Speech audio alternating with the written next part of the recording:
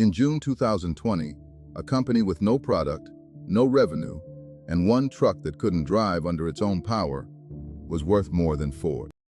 Its founder became a billionaire before he'd built a single working vehicle. Its biggest promotional video, the one that convinced General Motors to hand over $2 billion, was staged. The truck wasn't driving, it was rolling downhill in neutral.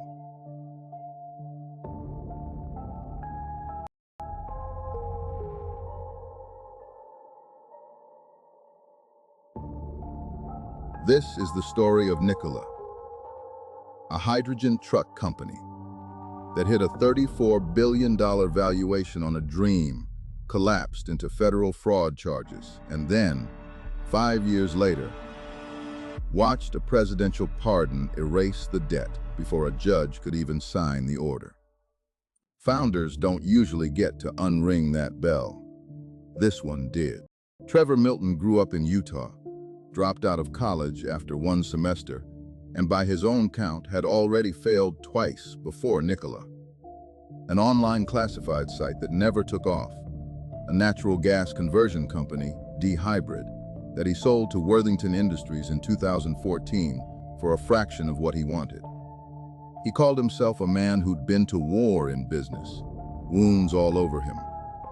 Then, in 2014, in a basement in Salt Lake City, he started something new, a company named after Nikola Tesla, built around a single audacious idea, a semi-truck powered entirely by hydrogen. For 6 years, Nikola stayed mostly private, raising money, building prototypes, making promises. Then in March 2020, in the middle of a pandemic that had emptied Wall Street's appetite for almost everything, Nikola found a shortcut to the public markets, a reverse merger with a shell company called Vecto IQ. No roadshow. No year of IPO paperwork, just a name change and a ticker symbol.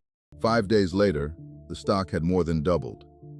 On June 9, 2020, Nikola hit an intraday high of $93.99 a share, a valuation north of $28 billion, briefly bigger than Ford Motor Company. Ford, 117 years old, with actual factories, actual cars, actual revenue. Nikola, 0 trucks delivered, $0 in sales. Trevor Milton's stake in the company was, on paper, suddenly worth billions. Reports at the time put his personal fortune as high as $10 billion. A man with a basement and a truck that couldn't drive was, for a few weeks, one of the richest people in America. And then came the deal that was supposed to make it all real.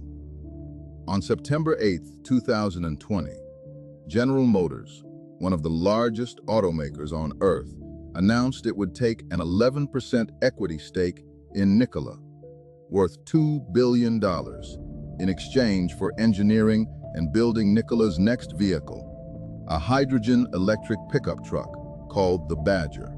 For a company that had never built a commercial product, this was the ultimate validation. Nikola's stock jumped over 50% in a single day. The world's second largest car company had just bet $2 billion that Trevor Milton's trucks were real. 2 days later, on September 10, 2020, a short-selling research firm called Hindenburg Research published a report with a title that left nothing to the imagination.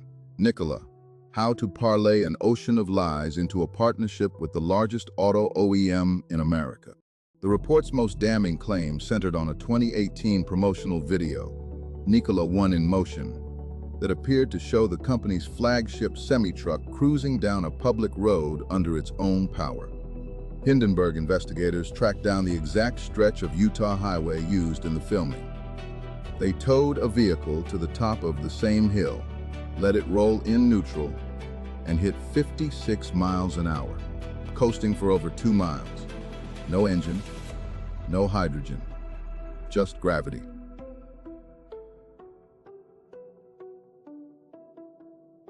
According to the report, a former Nikola engineer had told colleagues the same thing. The truck in that video was never driving. It was rolling. The footage had been staged to project the appearance of technology that, at the time, didn't exist. Nikola called the report misleading and denied wrongdoing. But the U.S. Securities and Exchange Commission didn't see a smear campaign, it saw probable cause. Within days, federal investigators opened an inquiry. Just 13 days after the Hindenburg report dropped, on September 21, 2020, Trevor Milton resigned as executive chairman. By late November, General Motors had seen enough. On November 30th, GM and Nikola quietly signed a new, much smaller agreement. The $2 billion equity stake was gone. The Badger pickup truck program, the entire reason for the original deal, was canceled outright. Nikola had to refund every customer deposit it had taken for a vehicle that would now never exist. The reckoning didn't stop at a canceled truck.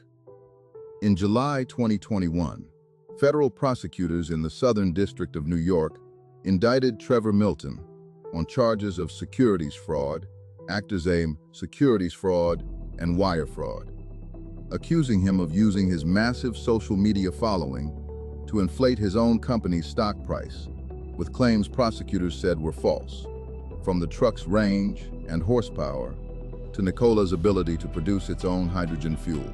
That December, Nikola, the company, separate from Milton personally, agreed to pay the SEC $125 million to settle charges that it had misled investors about its products, its technology, and its commercial prospects. The company didn't admit guilt. It just paid. Milton's own trial began in September 2022 and ran for a month. On October 14th, a jury in Manhattan convicted him on 1 count of securities fraud and 2 counts of wire fraud. He was acquitted on a second, more serious securities fraud charge. 14 months later, in December 2023, a judge sentenced him to 4 years in federal prison and a $1 million fine, and ordered him to forfeit a 4,700-acre Utah ranch bought, prosecutors said, with the proceeds of the fraud. Separately, an arbitration panel hit him with another judgment. Nearly $168 million owed back to Nikola itself for the damage his statements had caused the company he founded. And the company he built kept bleeding. Layoffs hit in November 2022, again in June 2023, again in October and December of 2024. By February 19, 2025, Nikola Corporation filed for Chapter 11 bankruptcy. A week later, its stock was suspended from the NASDAQ. The company that once traded at $94 a share was now trading at 18 cents. In April 2025, what was left of Nikola went to auction. Lucid Group, a rival EV maker, bought the company's Arizona manufacturing plant and its Phoenix headquarters lease for about $30 million. $30 million for a company once valued at $34 billion. Trevor Milton reportedly considered bidding on his own former company's assets. The court blocked him from even inspecting the factory before the sale. Here's where most of these stories end. The fraud is punished. The money is clawed back. The ledger closes. This one didn't close that way.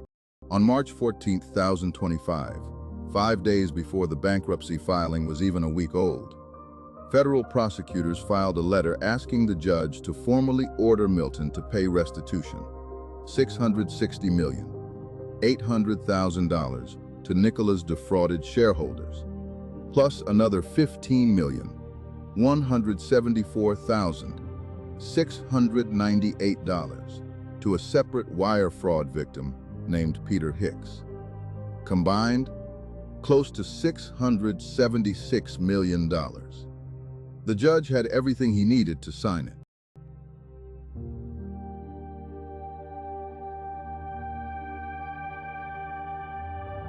"13 days later, on March 27, 2025, Trevor Milton received a call.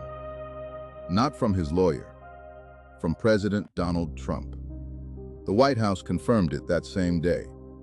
A full and unconditional pardon, explicitly wiping out, in the pardon's own words, any and all fines, penalties, forfeitures, and restitution ordered by the court. A full pardon doesn't just forgive a prison sentence. Under the law that's governed pardons since 1866, It blots out of existence the conviction itself, as if, legally, it never happened. On April 1st, both prosecutors and Milton's own attorneys confirmed it in writing to the court. The $676 million restitution request was now moot. Not reduced, not delayed. Moot. The judge no longer had the legal authority to order a single dollar back to the people who lost it. Trevor Milton walked away from a securities fraud conviction with a clean legal record, a returned bond, and, depending how you count it, a shot at bidding on the ashes of the company he'd already burned once. Nikola sold the world on a truck that, for years, existed mostly on video. It took a short seller with a stopwatch and a rented SUV to prove the whole thing was rolling downhill in neutral. Literally. $34 billion in value, a $2 billion handshake from General Motors, a jury verdict, a 4-year sentence, and in the end, none of it was enough to guarantee the people who lost money would ever see a cent of it back. The market didn't have the last word here. A phone call did. That's the collapse of Nikola.